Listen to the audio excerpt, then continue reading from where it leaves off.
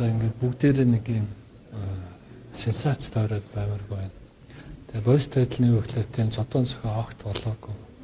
Орой өдөш тэр янз янзын тийм хариг ууж ирсэн тийм зүйл огт байхгүй.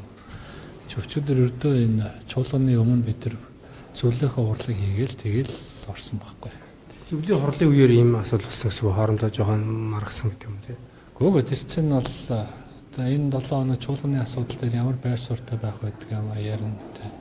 Айхтар тийм маргаан зараа болсон нь бол айгаа шүү дээ. Мэдээж тэгээд улс төрийн зөвлөл дотор бол одоо байр сууриа нэгтгэх, за өөр байр суурьтай бол хоорондоо асуудал ярих тиймүүд бол байна шүү дээ.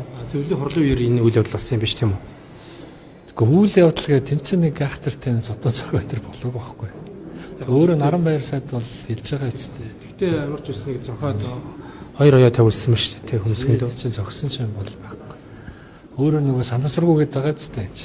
Санамсаргуу. Чингэл зогж ирсэн байхгүй шүргээл тэгээ нүдний шилэн нэг юм зурцсан баг. Тэгэл тэр чи одоо манайхын зодон модон болоод байгаа бол тэгэл айгүй их тийм нөгөө буруу нөгөө мэдээллийг буруу сэвэд яваад идэх тийм л. Намын хоёр гишүүнд одоо хариуцлагаас үл ярих уу тэгэхээр намынхын тэгж зодон зохио хийж чадахгүй бол бас харалтай. Одоо хувь хүмүүс нь бол улс тийм хүмүүс ахгүй. А тэгээ нөгөө талдаа тэгж нэг зодлож өрөөд асуудал шийддэг тийм суульч манад байх гэдэг. А тэгээд ер нь бол тийм нэг мэдээлэлтэй хүмүүсийн зовлон болоо шүү дээ.